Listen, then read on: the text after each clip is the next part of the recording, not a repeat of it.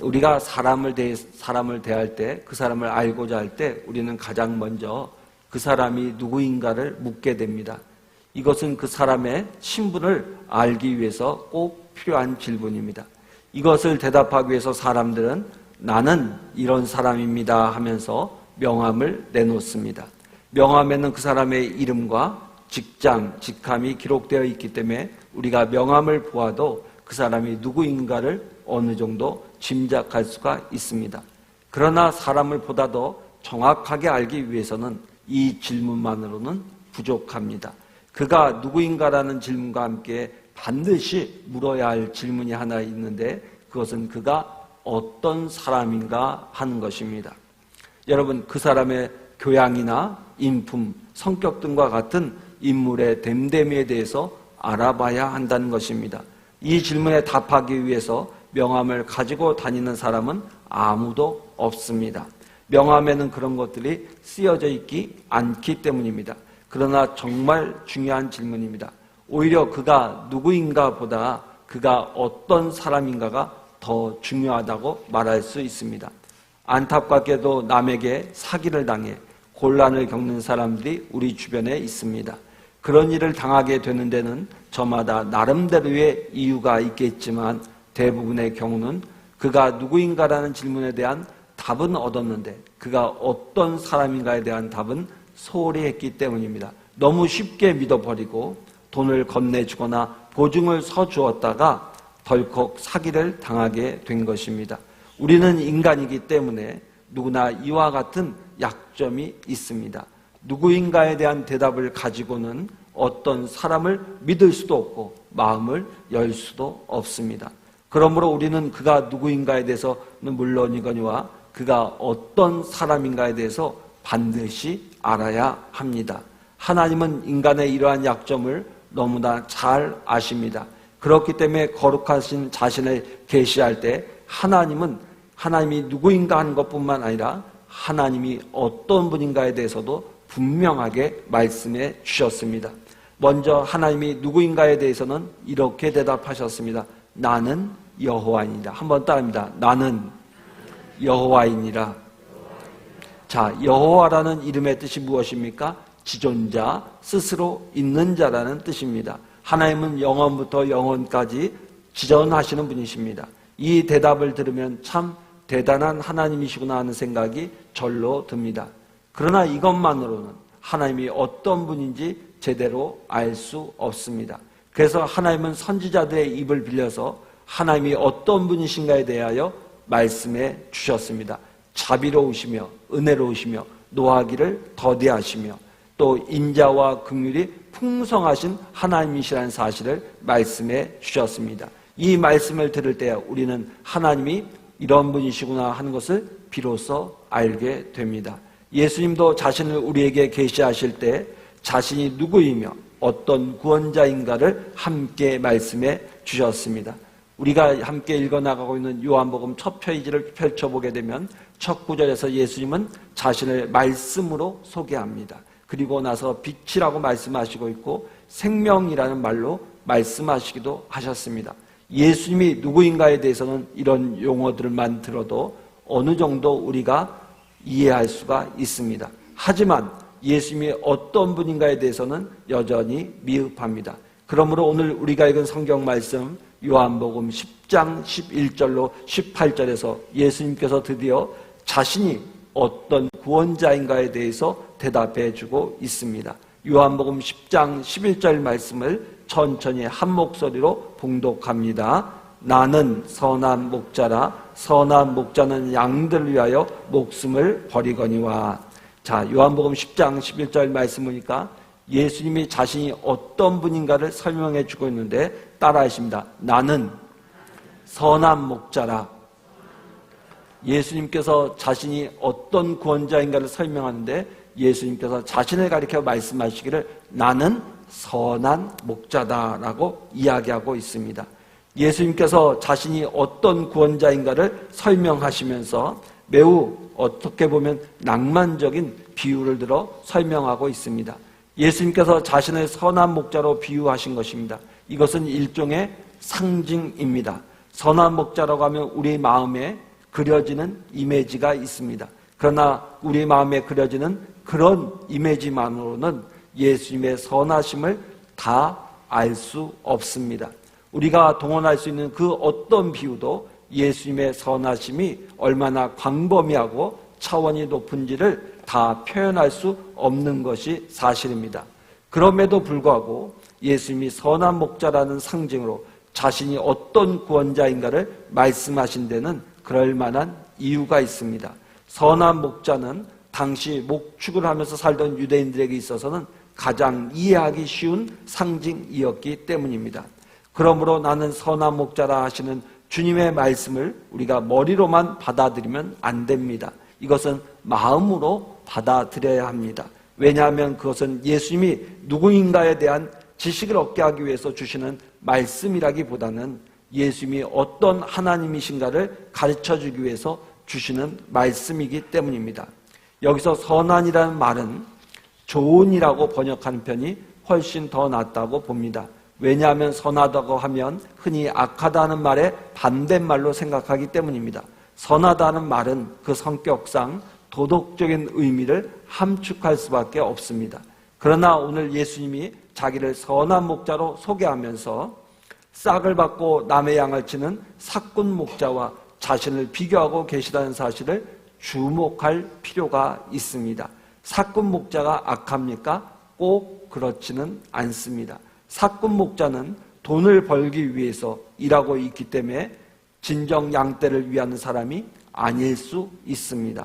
그래서 어떤 때는 양을 심하게 모을 수도 있고 또 일이나 짐승이 덤비면 양보다 자기의 생명을 위해서 도망칠 수도 있습니다. 이런 의미에서 삭군 목자는 좋지 못한 목자이지 악한 목자라고 말할 수는 없습니다. 그러나 예수님은 선한 목자, 즉 좋은 목자이십니다. 양들을 위해서 일하는 진실한 목자이기 때문입니다. 예수님은 그렇다면 왜 자기 자신을 선한 목자에 비유하셨을까요? 그 첫 번째 이유는 양들을 자기 생명보다 더 사랑하는 분이시기 때문입니다. 한번 따라합니다. 양들을 자기 생명보다 더 사랑하시는 분이시다. 오늘 이 아침 여러분들 이 말씀을 여러분들이 가슴에 새기세요. 우리가 믿는 예수님은 어떤 분이시냐? 선한 목자셔요. 선한 목자란 말은 어떤 뜻이냐? 예수님께서 자기 생명보다 무엇을 더 사랑하신다? 양을 더 사랑하시는 분이다 라는 그런 이유입니다. 여러분 10장 11절에 말씀하시기를 나는 선한 목자라. 선한 목자는 양들을 위하여 목숨을 버리거니와 라고 말씀하셨습니다. 너무나 마음에 와닿는 말씀이 아닙니까? 자기 생명보다 양을 더 사랑한다고 하십니다. 그렇기 때문에 자신이 선한 목자라는 것입니다. 나는 선한 목자라 말씀하시는 주님의 얼굴의 표정을 한번 생각해 보십시오. 온유하고 사랑과 정이 넘치는 환한 모습의 선한 목자가 그려질 것입니다.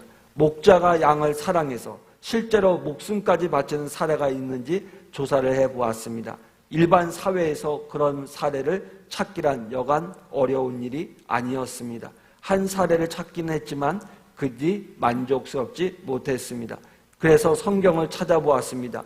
구약 성경에는 다윗이라고 하는 10대 소년이 자기 아버지 양떼를 치면서 겪었던 일을 사울왕에게 이야기하는 내용이 나옵니다. 그가 자기가 어떻게 아버지 양을 위해서 생명을 걸고 목자 생활을 했는지를 상기하면서 이렇게 말했습니다. 우리 사무엘상 17장 34절로 35절의 말씀을 보겠습니다. 사무엘상 17장 34절로 35절의 말씀 화면에 좀 띄워주시기를 바랍니다. 사무엘상 17장 34절로 35절의 말씀 우리 함께 다 같이 천천히 봉독합니다. 다윗이 사울에게 말하되 주의 종이 아버지의 양을 지킬 때에 사자나 곰이 와서 양떼에서 새끼를 물어가면 내가 따라가서 그것을 치고 그 입에서 새끼를 건져내었고 그것이 일어나 나를 해오고자 하면 내가 그 수염을 잡고 그것을 쳐 죽였나이다. 아멘. 오늘 다윗이 사울왕 앞에서 자기의 이야기를 할 때, 자기가 양을 칠 때 이야기를 할 때 뭐라고 이야기하고 있습니까? 사자나 곰이 힘없는 새끼를 움켜서 도망가면 목숨을 걸고 쫓아가서 새끼를 구해놨다는 것입니다. 사실 성경에서 이야기를 읽을 때마다 믿겨지지 않는 부분이 사실입니다. 특별히 어느 목사님, 캐나다에서 목회하시는 목사님의 글을 보니까 자신은 이 본문을 대할 때마다 도저히 믿겨지지가 않는다는 것입니다. 왜 그러냐면 캐나다에 살면서 실제로 곰을 만나봤는데 실제로 곰을 만나니까요, 오금달싹을 할 수가 없더라는 겁니다. 그것이 비록 새끼곰이라 할지라도 곰을 만나게 되면 사람은요, 꼼짝달싹을 할 수가 없더라는 것입니다. 그래서 그 목사님께서는 이 다윗의 고백을 읽을 때마다 어떤 생각이 들었냐면 다윗이 아직 10대 소년이었기 때문에 그 이야기가 좀 과장된 말이 아닌가, 그런 생각을 갖곤 했다고 합니다. 근데 만약에 이 다윗의 고백이 사실이라면 다윗이야말로 주님이 말씀하시는 선한 목자의 좋은 예가 된다고 그는 이야기하는 것을 보았습니다. 예수님은 자신이 바로 그러한 목자라고 오늘 말씀하고 있는 것입니다. 자기 목숨을 버리면서까지 양을 위해서 싸우는 목자라고 이야기하고 계시는 것입니다. 오늘 우리가 읽은 요한복음 10장 11절부터 18절까지 이르기를 예수님은 자신의 양들을 위하여 목숨을 버린다는 말씀을 무려 11번이나 반복해서 이야기하고 있습니다. 내가 양들을 위하여 목숨을 버리노라는 말 속에는 우리를 향한 예수님의 사랑이 진하게 배어 있는 것입니다. 바로 이 사랑 때문에, 예수님의 사랑 때문에 예수님이 자기 자신을 가리켜서 선한 목자이심을 거듭거듭 강조하고 계신 것입니다. 그러므로 우리는 이 말씀을 절대로 가볍게 듣고 넘겨서는 안 됩니다. 마음으로 진지하게 받아들여야 합니다. 내가 믿는 예수님은 어떤 분이시다? 선한 목자이시다. 자기 생명보다 무엇을 더 사랑하시는? 양을 더 사랑하시는 분이시다라는 사실을 여러분들의 가슴에 되새겨 보아야 할 줄로 믿습니다. 예수님은 죄와 사망의 소나기에서 우리를 구원하시기 위해서 자기 생명을 바치지 않으면 안 되었습니다. 하나님의 무서운 심판에서 우리를 건지시기 위해서 홀로 십자가에서 대신 저주를 받아 죽으신 것입니다. 우리를 살리시고 하늘에 속한 모든 복을 안겨주시기 위해서 자기 생명을 내놓지 않으면 안 되었던 것이 바로 예수님이 처하신 형편이었습니다. 자기 생명보다 우리를 더 사랑하지 않고는 결코 우리의 구원하는 일을 해낼 수 없었던 것입니다. 그러나 예수님께서는 자신의 생명보다 오늘 이 자리에 앉아있는 저와 여러분들을 더 사랑하셨기 때문에 우리를 위해 십자가에서 못 박혀 죽으신 줄로 믿습니다. 여러분, 그런데 예수님은 사자나 곰과 싸우다가 잘못해서 목숨을 잃게 되는 그런 목자가 아닙니다. 예수님은 강도와 싸우다가 힘이 모자라서 마음에도 없는 그런 죽음을 당하는 목자도 아닙니다. 요한복음 10장 18절 말씀을 다시 한번 천천히 봉독하겠습니다. 요한복음 10장 18절 말씀입니다. 우리 천천히 함께 읽습니다. 이를 내게서 빼앗는 자가 있는 것이 아니라 내가 스스로 버리노라. 나는 버릴 권세도 있고 다시 얻을 권세도 있으니 이 계명은 내 아버지께서 받았노라 하시니라. 자, 이 말씀 우리가 잘 가슴에 새기셔야 돼요. 우리 예수님은 힘이 없으셔서 싸우시다가 어쩔 수 없이 죽으신 분이 아니라 오늘 성경 말씀 18절 말씀 보니까 생명을 버릴 권세도 있고 생명을 버리지 않을 권세도 있지만 오직 하나, 예수님께서 저와 여러분을 사랑하시기 때문에 예수님의 생명을 내어놓으셨다라고 이야기하고 있습니다. 이 말씀 속에서 우리는 우리의 가슴을 뭉클하게 하는 주님의 사랑을 느낄 수 있습니다. 예수님의 사랑은 가슴 속에서 우러나는 진정한 사랑이지 의무적인 사랑이 아니었습니다. 우리 주님께서 십자가에서만 우리에게 허락하신 것이 아닙니다. 지금도 예수님은 여러분을 자기의 생명보다 더 사랑하시는 줄로 믿습니다. 그러므로 저와 여러분의 선한 목자가 되시는 것입니다. 헨리 나우엔이라는 유명한 기독교 학자가 있었습니다. 그는 심리학자요 신학자였습니다. 오랫동안 미국의 명문 대학인 예일대학과 하버드 대학에서 교수로 지냈습니다. 매년 무게가 있는 책을 한 권씩 써낼 정도로 부지런하고 실력 있는 학자였습니다. 근데 1996년도에 세상을 떠났는데, 세상을 떠나기 전 마지막 10년을 캐나다에 있는 데이브레이크라는 정신지체 장애인 수용기관에서 봉사하면서 보냈습니다. 그가 끝까지 맡아서 돌보았던 장애아는 아담이라는 25살 먹은 남자 청년이었습니다. 근데 이 아담은 육체적으로 정신적인 장애를 안고 있는 중증 장애인으로 말도 못하고 걷지도 못하는 그런 청년이었습니다. 옷도 혼자 입을 수 없었습니다. 정신적으로 심한 장애를 안고 있던 터라 자기를 돌봐주는 사람이 어떤 사람인지 분별할 수 없었습니다. 그러나 나우엔 박사는 이런 것에 전혀 개의치 않고 매일같이 그를 돌아봐 주었습니다.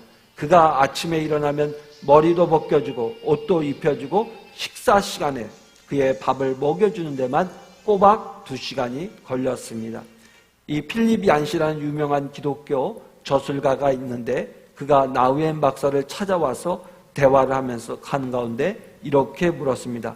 박사님께서는 해야 할 일이 너무나 많고 또 아직 써야 할 책도 많이 있는데 왜 여기에 와서 이런 일에 매여 있습니까? 라고 질문했습니다. 그러자 나우엔 박사는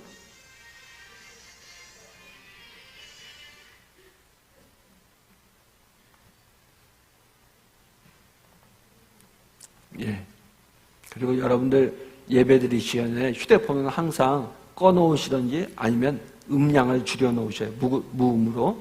그래서 그것을 할 줄 모르시는 분들은 예배 들어오실 때 안내위원들에게 휴대폰을 좀 보내주시면서 좀 휴대폰을 꺼주시거나 소리를 이렇게 낮추어 달라고 부탁을 하시면 예배를 드릴 때 다른 사람들에게 방해가 되지 않으니까 여러분들이 꼭 그렇게 해주시기를 바랍니다. 그리고 여러분, 혹시 내가 실수를 해서 휴대폰을 끄지 않고 들어왔다가 전화가 울리게 되면 당황하게 되는데 너무 당황하지 마세요. 그런 실수는 누구나 할 수가 있습니다. 저는 전방에서 군목 생활할 때 어떤 실수를 범한 적이 있냐면은, 사단 목사님이 휴가를 가서 미국에 가서 제가 대신 사단교회에서 예배를 인도하게 되었습니다. 근데 제가 맡은 부대, 전방에 있는 부대에 예배를 인도하고 난 다음에 사단교회 예배를 인도하게 됐습니다. 주일 이른 아침부터 전방 철책에 들어가서 예배를 인도하고 부지런히 사단교회를 가는데 거리가 있다 보니까 늦었어요. 그러니까 사단교회에서는 사단장님도 나오고 막 그런데 목사님이 안 오니까 막 전화를 한 거예요. 그때는 휴대폰을 갖고 있는 게 아니라 삐삐를 가지고 있었습니다. 근데 제가 너무나도 급한 나머지 교회 주차장에 차를 세우자마자 헐레벌떡 강단에 뛰어 올라왔습니다. 그리고 예배를 인도했습니다. 그리고 제가 설교하러 딱 섰는데 사단 군종병이 아직 제가 오지 않은 줄 알고 사무실에서 계속 삐삐를 친 거예요. 그러니까 제 삐삐에서 갑자기 설교하려는데 마이크로 삐삐 소리가 막 나가는데 얼마나 당황스럽던지요. 그런데 제가 어떻게 했는지 아십니까? 전혀 안 그런 척하고 삐삐만 딱 껐어요. 누구께 울렸나요? 이렇게 물으면서 시작을 했죠. 그러니까 이렇게 목사도 실수할 수가 있어요. 그러니까 여러분들 휴대폰이 울렸다고 당황하지 마시고 빨리 꺼주시거나 옆에 있는 분들이 좀 도와주세요. 그냥 이렇게 쳐다만 보지 마시고 좀 도와주셔서 예배에 방해가 되지 않도록 도와주시기를 바랍니다. 아멘. 요즘 중고등부 학생들이 예배를 못 드려서 좀 아쉽긴 한데, 우리 교회 중고등부 학생들은 보면 어떻게 하냐면은 예배 드리러 올 때 예배 드리기 전에 다 자기 휴대폰을 걷어서 선생님들한테 내요. 그리고 난 다음에 예배를 드리고 난 다음에 휴대폰을 다시 찾아가곤 했습니다.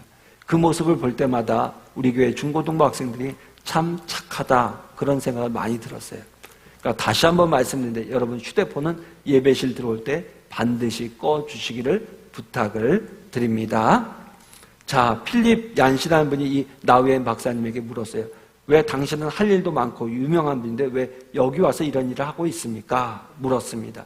그때 헨리 나우엔 박사님이 의미심장한 대답을 했습니다. 내가 여기 와서 이 젊은이를 돕는 것은 젊은이를 위해서 무엇을 해주려는 것이 아니라 나를 위해서 하는 것입니다. 오히려 내가 많은 유익을 얻고 있습니다. 이 아담이라는 청년을 통해서 진정으로 사랑한다는 것이 무엇인지를 알 수 있고 어떻게 하면 사랑할 수 있는가를 배우고 있습니다. 또 영적으로 심각한 장애를 안고 있는 우리들을 하나님께서 어떻게 사랑하고 계시는지도 조금이나마 깨달을 수가 있습니다. 그래서 이 일을 하는 것입니다. 참으로 의미심장한 말씀이 아닐 수 없습니다. 우리는 다 영적으로 심각한 장애를 앓고 있는 사람들입니다. 아담이라는 청년을 생각해 보십시오. 자기를 위해서 아침 저녁으로 수고하는 분이 세계적인 학자라는 것을 전혀 모릅니다. 아무리 정성을 쏟아줘도 고마운 줄도 모릅니다. 그리고 그가 할 줄 아는 유일한 일이라고는 자기 기분에 맞지 않으면 괴상한 소리를 지르며 발작하는 것뿐입니다. 저는 하나님 앞에서 오늘 우리의 모습 역시 그와 별반 다르지 않다고 생각합니다. 예수님께서 나는 선한 목자라, 선한 목자는 양을 위하여 목숨을 버리노라, 내가 내 생명보다 내가 너를 더 사랑한다, 그래서 내가 너를 위해 죽었노라 라고 말씀하셔도 우리는 별로 감동을 받지 못합니다. 하나님이 왜 그렇게 나를 사랑해야 되었는지도 잘 모릅니다. 그만큼 우리는 영적으로 심각한 장애를 안고 있는 것입니다. 그럼에도 불구하고 하나님은 지금도 우리에게 말씀하고 계십니다. 나는 선한 목자라, 내가 너를 위하여 생명을 버리노라, 나는 내 생명보다 너를 더 사랑하노라. 그리고 그 사랑을 아낌없이 우리 각자에게 쏟아 부어주고 계십니다. 이와 같이 자비로운 주님의 음성을 조용히 앉아서 듣는다는 것이 얼마나 행복한 일입니까? 아멘. 나는 선한 목자라, 선한 목자는 양을 위하여 목숨을 버리노라, 나는 너를 내 생명보다 더 사랑하노라. 십자가에서도 그랬고 지금도 변함없이 너를 사랑하노라고 하시는 이 말씀을 들을 때 성령께서 우리 마음속에 그 의미를 알아들을 수 있도록 은혜 주시기를 바랍니다.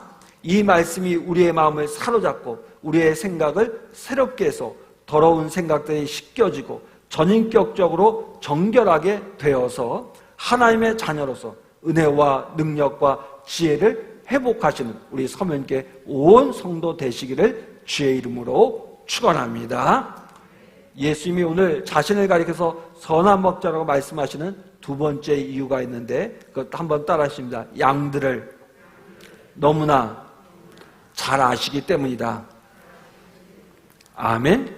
그러니까 예수님께서 나는 선한 목자라고 하신 중요한 이유는 첫째는 예수님께서 저와 여러분들을 자신보다 더 사랑하기 때문이고, 두 번째는 우리 주님께서 저와 여러분들을 너무나 잘 아시기 때문에 나는 선한 목자다라고 말씀하고 계신 것입니다. 자, 여러분 14절 말씀을 보겠습니다. 요한복음 10장 14절 말씀 다 함께 천천히 봉독합니다. 나는 선한 목자라, 나는 내 양을 알고 양도 나를 아는 것이. 자, 10장 27절 말씀을 볼까요? 10장 27절 말씀 천천히 봉독합니다. 내 양은 내 음성을 들으며 나는 그들을 알며 그들은 나를 따르느니라. 아멘. 여러분, 오늘 성경에서 안다는 말은 양이 몇 마리인지 아는 정도의 그런 지식을 말하는 것이 아닙니다. 어떤 양이 남의 양이고 내 양인가를 알거나 나이가 몇 살이 되었는지 혹은 새끼를 배웠는지 안 배웠는지를 아는 그런 정도의 지식을 말하는 것이 아닙니다. 그런 것은 사꾼 목자도 다 알고 있는 것들입니다. 예수님이 말씀하시는 안다고 하실 때는 그 말씀은 양들의 처지에서 양들을 생각해 준다는 뜻입니다.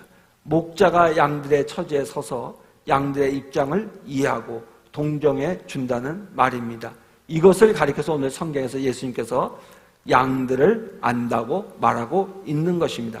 양의 그 마음을 속속들이 다 알아준다는 말입니다.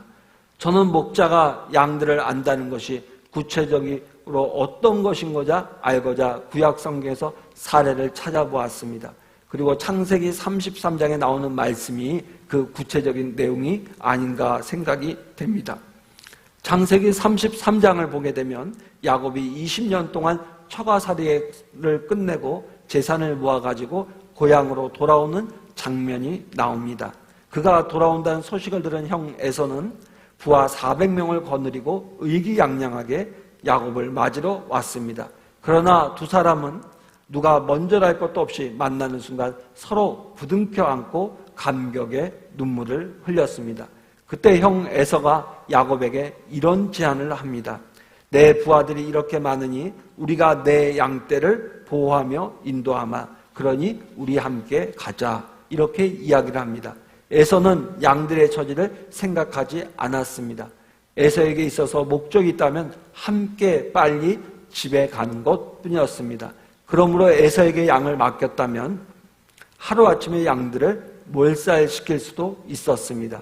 과하게 몰면 양들이 피곤해서 쓰러질 것이고 병이 들어 쓰러질 것이 분명했기 때문입니다. 그러나 양들의 이러한 처지를 누구보다 잘 알고 있었던 야곱은 생각이 달랐습니다.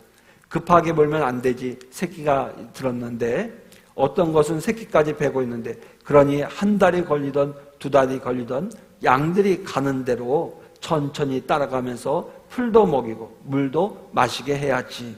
혹 새끼를 낳으면 그 새끼가 걸을 수 있을 때까지 기다려주고 또 어두우면 쉬면서 양들이 가기에 좋은 속도와 형편을 따라서 양들을 데리고 가겠다는 것이 야곱의 심정이었습니다. 그래서 성경 말씀 보면 야곱이 이렇게 에서에게 대답합니다.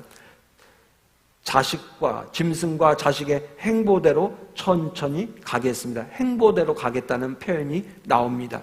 그 표현이 바로 그런 의미인 것입니다. 여기서 우리는 양들을 이해하고 동정하는 선한 목자의 표본을 볼 수 있습니다.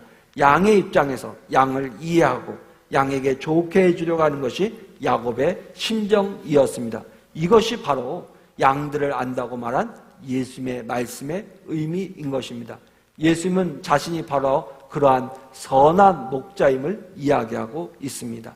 그렇다면 여러분은 우리의 처지를 예수님께서 얼마나 우리의 처지를 깊이 알고 계실까요? 성경을 통해서 한번 찾아보겠습니다. 다시 한번 요한복음 10장 14절과 15절 말씀을 천천히 봉독하겠습니다.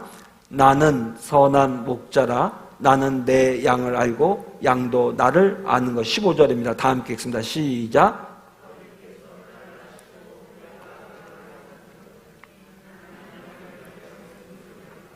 자, 14절과 15절 말씀 보니까 예수님이 이렇게 말씀하시죠. 예수님이 우리를 아시는 것을 하나님이 예수님을 아시는 것에 비유하고 계십니다. 여러분, 여기서 우리가 기억해야 될 것, 하나님과 예수님은 하나이십니다. 여러분, 하나님이 예수님이시고 예수님이 하나님이십니다. 하나님의 모든 생각은 예수님의 생각입니다. 예수님의 생각은 곧 하나님의 생각입니다. 그러니까 하나님과 예수님 사이에는 어떤 틈도 없습니다. 하나님이 아시는 것은 예수님이 다 아시고 예수님이 아시는 것은 하나님도 다 아십니다. 완벽한 상호 간의 지식을 갖고 계신 것입니다. 그러므로 이와 같은 지식은 인간의 논리로는 설명이 불가능한 놀라운 은혜가 아닐 수 없습니다. 그런데 이와 같이 예수님께서 우리를 아시는데 어떻게 아시냐? 하나님이 예수님을 아시는 것처럼 예수님이 하나님을 아시는 것처럼 예수님께서 저와 여러분들을 아신다고 말씀하고 있는 것입니다. 우리는 가끔 나를 알아주는 사람이 없다는 생각에 고독감과 외로움을 느낄 때가 있습니다. 세상은 갈수록 나와 너 사이를 갈라놓고 높은 벽을 쌓고 있는 것 같습니다. 알아주고 이해해 줄 만한 어떤 여지도 남겨두지 않는 것 같습니다.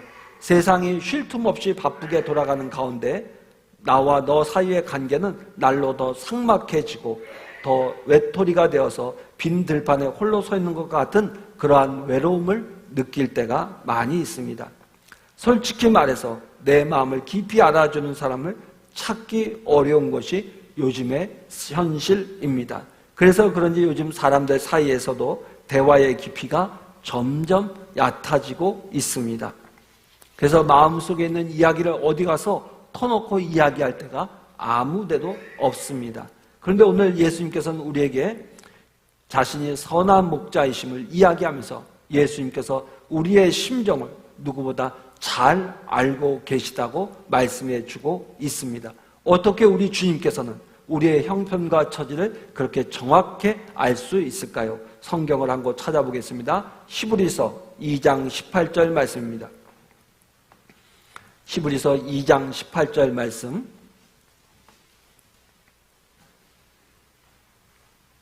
자, 화면을 보시고 천천히 함께 봉독합니다. 그가 시험을 받아 고난을 당하셨은즉 시험 받는 자들을 능히 도우실 수 있느니라. 자, 예수님께서 인간된 우리의 형편을 누구보다 잘 아실 수 있는 이유는 무엇이냐면 예수님께서 인간의 몸을 입고 이 땅에 오셨습니다. 뿐만 아니라 이 땅에 오셔서 오늘 히브리서 2장 18절 말씀 보니까 시험을 받고 많은 고난을 당하셨은즉 이 세상을 살아가면서 시험받는 자들을 능히 도울 수 있다. 다른 말로 해서 시험받는 사람들의 형편과 처지, 그 마음을 우리 주님이 아신다. 그 이야기인 것입니다. 여러분, 이렇게 우리 주님께서, 선한 목자 되신 우리 주님께서 우리의 형편을 이렇게 잘 아시는 것이 우리에게 어떤 도움이 될까요? 우리가 마지막으로 성경을 한 곳 찾겠습니다. 마태복음 6장 31절로 34절의 말씀입니다. 마태복음 6장 31절로 34절의 말씀, 중요한 말씀이니까 우리 다 한번 찾아봐요. 마태복음 6장 31절로 34절의 말씀. 자, 이 말씀을 봉독하기 전에 제 말씀을 잘 들어보세요. 예수님이 선한 목자가 되셔서 양들의 형편을 잘 아시는 것이 왜 중요하냐? 그 중요한 이유를 우리가 성경을 통해서 봅니다. 6장 31절부터 34절까지 중요한 말씀이니까 천천히 봉독합니다. 그러므로 염려하여 이르기를 무엇을 먹을까, 무엇을 마실까, 무엇을 입을까 하지 말라. 이는 다 이방인들이 구하는 것이라. 너희 하늘 아버지께서는 이 모든 것이 너희에게 있어야 할 줄을 아시느니라. 그런즉 너희는 먼저 그의 나라와 그의 의를 구하라. 그리하면 이 모든 것을 너희에게 더하시리라. 그러므로 내일을 위하여 염려하지 마라. 내일 일은 내일이 염려할 것이요 한날의 괴로움은 그날로 족하니라. 아멘. 무슨 말씀입니까? 우리 하나님께서 우리의 형편을 다 아셔요. 우리의 필요한 것을 다 아셔요. 그래서 우리 하나님께서 그 형편을 다 알기 때문에 하나님께서 때를 따라서 우리를 도와주시니까 무엇하지 말라? 염려하지 말라는 거예요. 여러분, 그러니까 오늘 예수님께서 나는 선한 목자다. 그래서 내가 양들의 형편을 다 안다는 말씀의 의미는 걱정하지 말라는 거예요. 오늘 코로나 바이러스로 인해서 요즘 사람들이 많은 걱정을 합니다. 생업에 걱정을 합니다. 건강에 걱정을 합니다. 나라를 걱정합니다. 근데 오늘 주님은 말씀하시는 거예요. 나는 다 알고 있다. 그러니 무엇하지 말라? 염려하지 말라. 내가 너희를 도와주시리라고 말씀하고 있는 줄로 믿습니다. 오늘 거룩한 주일을 맞이해서 오늘 주의 전에 나올 때 여러분들 가운데 인생의 무거운 짐, 남이 모르는 인생의 고민을 가지고 달려나오신 분들이 계실 거예요. 여러분, 오늘 예수님이 여러분들 향해 분명하게 말씀하십니다. 나는 어떤 사람이다? 선한 목자다. 내가 너희들 내 생명보다 사랑하고 무엇보다 내가 너희들의 형편을 다 알고 있다. 그러니 염려하지 말라. 나를 믿으라고 오늘 말씀하신 줄로 믿습니다. 이 좋은 예수님을 의지하고 남은 인생 살아가시는 귀한 성도님들 되시기를 주의 이름으로 축원합니다. 기도하겠습니다.